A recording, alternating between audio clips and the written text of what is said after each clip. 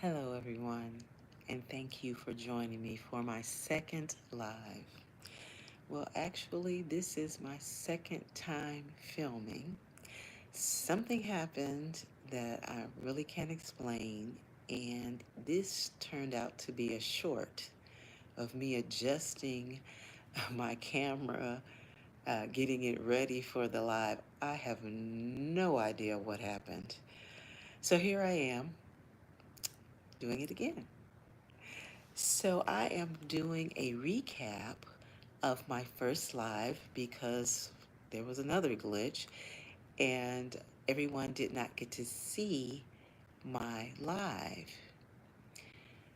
So I'm going to do a recap and then I'm going to give you additional information that will help you take care of your gemstones and give you a small demonstration of how to put a simple bracelet together.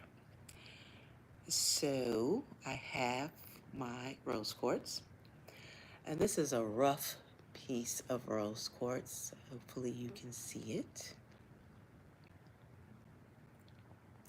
And rose quartz is to draw love and compassion to you, for you to have it for yourself, self-love, self-care, and to draw loving experiences and people to you.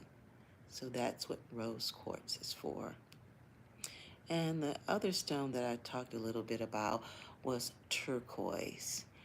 And I used turquoise a few years ago regularly because turquoise is used to, one, protect your throat if you are a person that speaks a lot, so that you won't get hoarse um, when you're speaking. And also, it helps you speak your truth. And that's what I was having a problem with, speaking my truth, standing up for myself, and letting my voice be heard. So I wore turquoise a lot, and it really did help. This is citrine, and this is kind of a rough piece of citrine. And citrine comes in different shades of yellows and golds. And you can see it's dark on the tip and it's a little bit lighter as it gets to the other end. Citrine is used for a couple, well, many things, but for prosperity, and it's also used for protection. And when you pair it with amber, you put these two together, it's a very strong protective um, stone combination, and it's also um, very strong with for prosperity and abundance. And let me tell you a little bit about the amber. This is my amber pendant, which I wear all the time. Amber is not really a stone, it is a resin. And before it became a resin, it was sap from a tree. And when it hardens over time, usually hundreds of years, it forms in different shapes, and they call it a stone. But anyway, it's very helpful for protecting. It's a natural antibiotic. As a matter of fact, I was mentioning in the other um, video how some babies wear amber necklaces and they use it as a teething ring to soothe their gums and to um, use, like I said, as a natural antibiotic. This, as we talk about protection and protection stones, most of the protection stones are black. So you have onyx, uh, black tourmaline, black obsidian, and this stone that I have here is shungite. It's kind of a dull It's not very shiny. Shungite is. This is also shungite. This is a shungite disc. And I wear my shungite every day, as I do my other stones. Shungite protects you from radiation, radiation that we get from our cell phones, from the cell towers, from our microwave, television, all electronics send off radiation. And so shungite is very powerful and it draws the radiation into the stone instead of it going into you, like with the shungite disc, if you can see it. I use this and put this in my phone case to draw the energy, the radiation, instead of it going into my ear, into my head, it goes into this disc. So you might want to purchase one of these at one of the bead shops or metaphysical shops. It also comes as a pendant so you can wear it as a necklace. Another protection stone is the hematite, and it's black with this shiny silver coating around it. Hematite is good for protection, for pulling, I guess, pains out of your body for people who have arthritis. That helps draw the pain away. And it's a protection stone, and it's also used for prosperity as well. Next, I want to talk to you a little bit about the combination stones. There, I have the group of stones that women who are perimenopause or who are in the throes of menopause or postmenopause even. These stones, when they're put in combination, help women relieve some of the pain and irritability, discomfort that they may have during menopause. So I have the rhodonite, and it has pinks and browns and blacks, uh, also swirling inside of the pink stones. And then I have rhodochrosite. Rhodochrosite has different pink variations with some brown or black in it. And then there is rose quartz, one of my favorites. And this combination of these three stones helps women, like I said, be more comfortable as they go through menopause. The next combination that I would like to show you has these three stones, the rhodonite, the rhodochrosite, and the rose quartz, and it also has garnet. And with these four stones together, it makes a love bracelet. So if you are interested in finding your soulmate, um, you could put a combination of these stones together, and you would probably have to, I don't know if they have that in stores. I haven't seen it, but you probably would have to have someone make it for you, or if you were adventurous, you can make it yourself. So that is the rhodonite, the rhodochrosite, that's these, the rose quartz,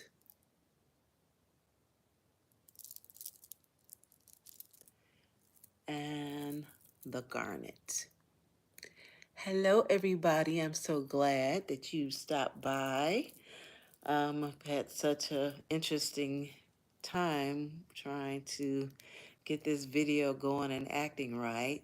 I'm so happy that you joined me.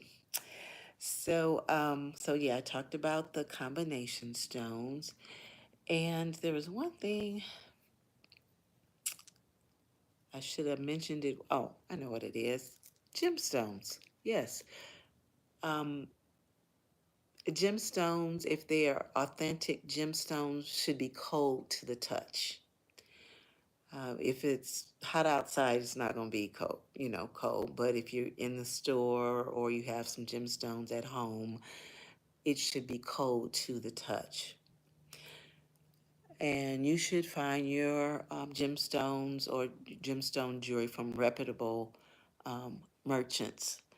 Some people sell what they say are gemstones and they're made out of plastic or glass. Plastic or glass will not be therapeutic in any kind of way. So it needs to be an authentic merchant with authentic goods. So I wanted to let you know that. Um, and also, let me go back, when you bring your gemstones home, they need to be cleansed. And so in the first video, I talked about that you need to wash them, swish them around in soapy water, and you need to rinse them also in warm water uh, and pat them dry and let them sit out in the sun, either outside or on your windowsill. And you would let them sit there for an hour if it's very sunny outside. If it's not sunny outside, then you would let them sit for 3 hours because the sun is blocked by the clouds, so it's just getting diffused light. So it needs a longer time to sit out.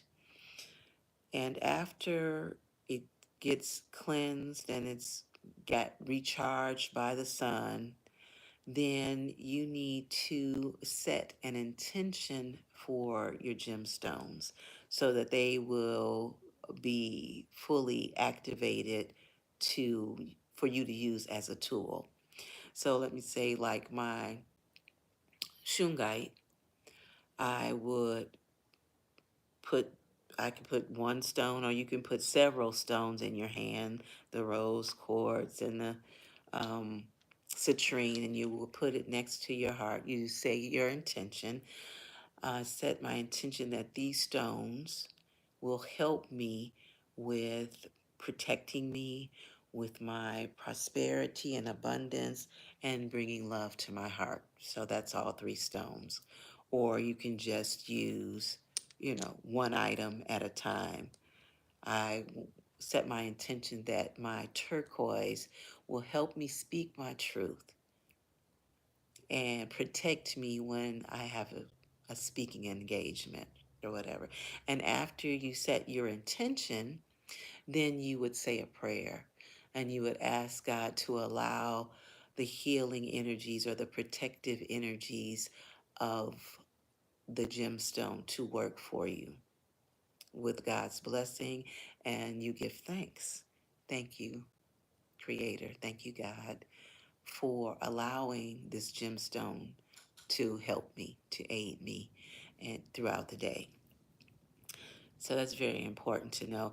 Also, when you have put all this care into selecting your gemstone and washing it and letting it sunlight to charge it up, and it is infused with your energy,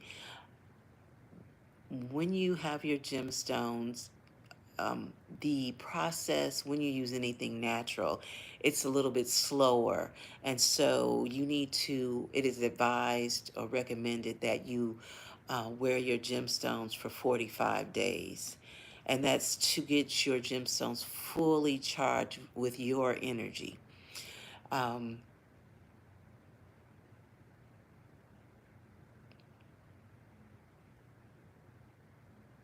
I had a thought and it just went away. So you want to give it about 45, I know what it was, 45 days of wearing it and consistently if you can. And but that doesn't mean that you shower in it or you sleep in it, because if you're a rough sleeper, you may break the jewelry piece. And so you take it off before you take a shower or go to the pool, and you take it off before you go to bed, and then in the morning you put it, back on before you start your day, before you go out the house, right? And so one other very important thing is that after you've done all this care, taking all this special care for your gemstones, it is very important that you don't let anybody touch your gemstones, because they'll be putting their energy into your gemstones, and you don't want that. You want your gemstones to be fully charged for you, for your protection, your prosperity, for your focus, whatever the gemstone is. So you don't want people to touch it. Oh, that looks so pretty. So you, if you can, you stop them in their tracks and say, please don't touch the gemstones. These are made specifically and especially for me. Uh, you know how children are. Children see something pretty and shiny or whatever, and they want to touch. So if that does happen, be it adults or children, you would just, when you got home, you would just rewash it in soapy water, rinse it, pat it dry, let it sit in the sun for a while, and then you'd wear it again. No problem. But once you are used to wearing, you'll be more quick to, guard your gemstones.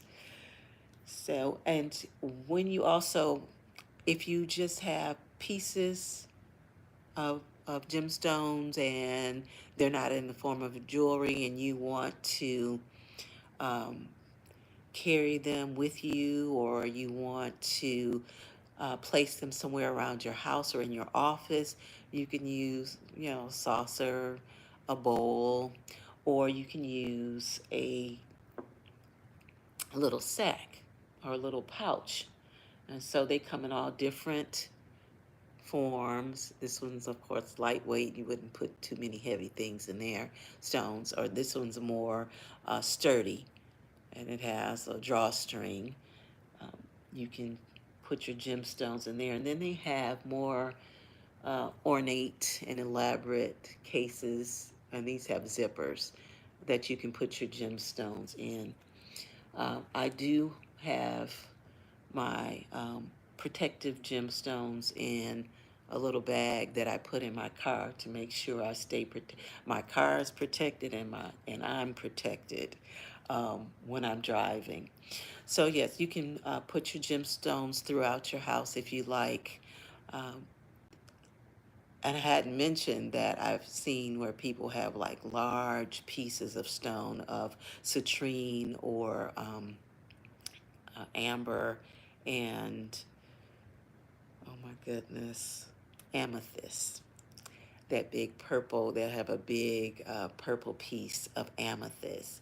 And they still need to be cleansed, and put out in the sun to be rejuvenated. So if you are fortunate to get a large piece of, of a gemstone, it still needs that kind of care as well.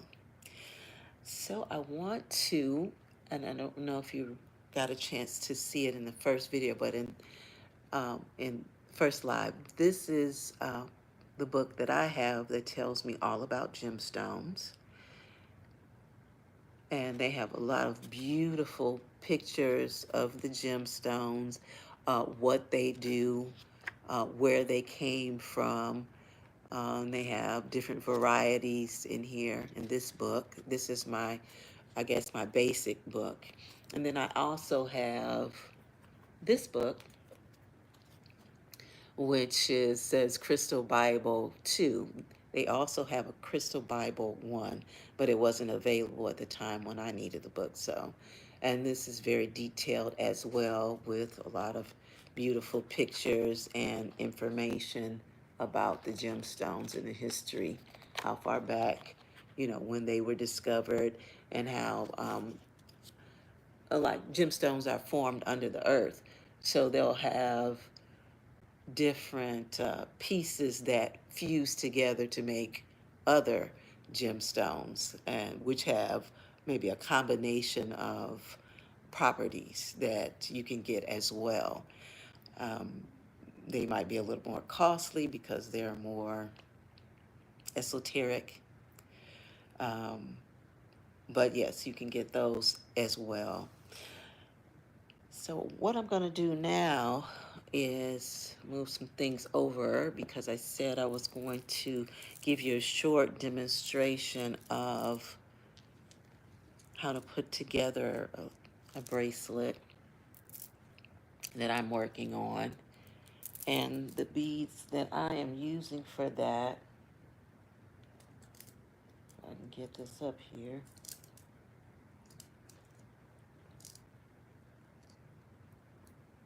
Oh boy, is kyanite.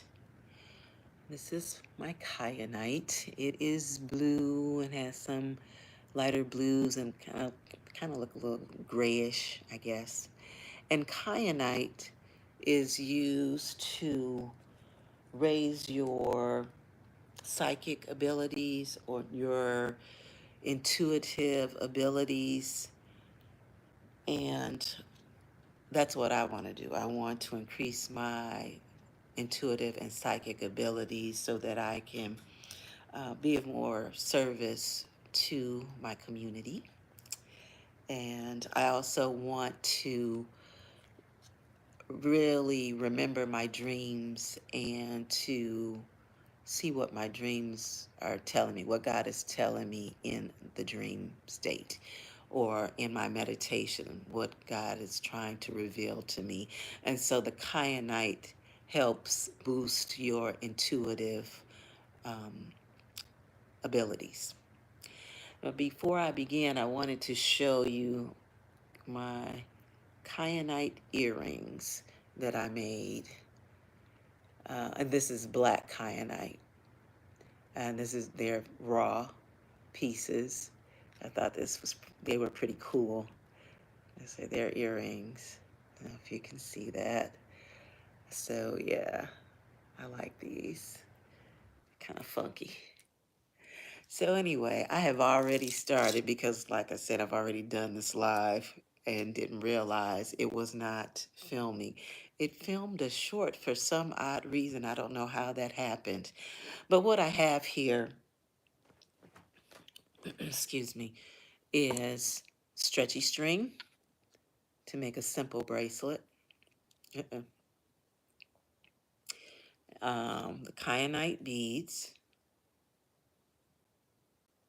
the bracelet I started, and you'll need some scissors, right? So when you begin, before you begin to string your bracelet, they recommend that you stretch out the stretchy string about 4 or 5 times so that you'll have a good fit when you make your bracelet. It'll be, kind of snug to your wrist. Because if you get some big stones like the rhodochrosite and it's kind of heavy, it'll start pulling down on the bracelet and the bracelet will get loose. So they asked you to recommend you stretch it out, right? And then you can begin to string the bracelet together. Another thing that's important is that when you're in the store getting your beads that you want to string, to make sure that it has a big hole. And I know you won't be able to see it, but the holes in these stones are big enough to go through the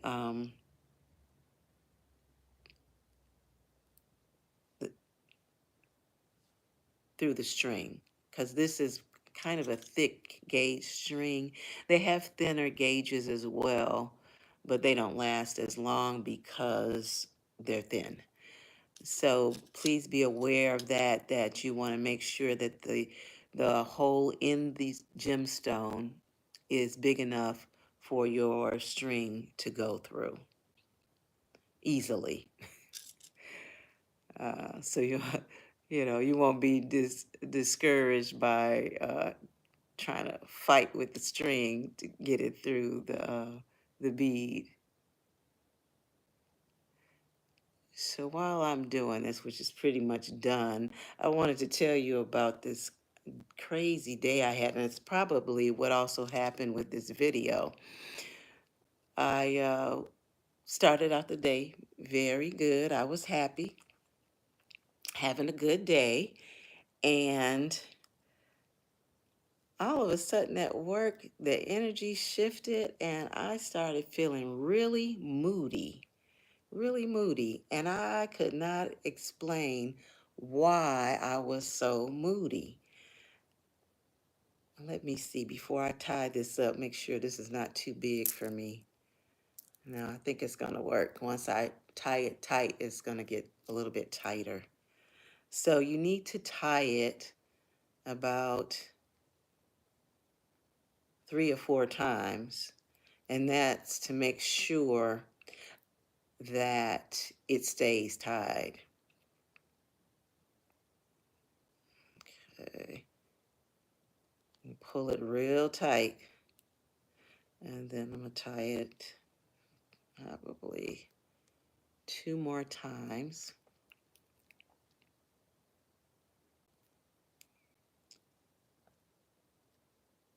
Okay, there we go. And I even pull it the other way because one time I just tied it like that and didn't pull it from the inside of the bracelet, and it popped it loose, and I was not happy. I can tell you that. And you would, cut off the rest of it. Let me make sure because I don't want anything. I'm ready to wear this bracelet. Okay. And you cut it close to the end, but not so close that you cut your knot. Okay. And there you have it. It's nice and tight. Yep. You can see it. Yeah, it's cute. So I wanted to do that little demonstration. I forgot about my story. Anyway, I had a rough day. I was very emotional, um, uh, agitated, just going through a whole swinging back and forth on the pendulum. My stomach started to hurt. I'm like, what the heck is going on? And it was something about this day, and I guess it was really something about this day because I don't know how my life got messed up earlier when I did it at 8 o'clock. But anyway, so I just wanted to, I shared that with you all to see whether or not you had any weird things happening with your emotions or with somebody else at work. They was, you know, nutting up, and they didn't know why, you didn't know why, you wanted to keep your distance from them. I don't know. But yeah, I brought that up to see if anybody else had that as an issue for them today. I don't know. It was something else. So I came home and I just needed to get grounded. So I was told that if you are like flighty or real emotional or things seem so crazy in your day, I was told that eating nuts or root vegetables help to ground you. But the quickest way to ground is to put your bare feet on the earth, to walk in the grass, something wood, something concrete. Get your feet on the ground. And the other suggestion is to hug a tree or touch a tree and just get close to Mother Earth that would ground you. And that's what I did when I came home because I was a mess at work. So but I'm much better, obviously, and I was able to do this live twice. So I thank you. I thank you so much for coming by and spending your time with me. I know it's late. Um, I'm very thankful and very grateful for you showing up and being there for me. And so, y'all have a good night. Until we meet again, peace and love.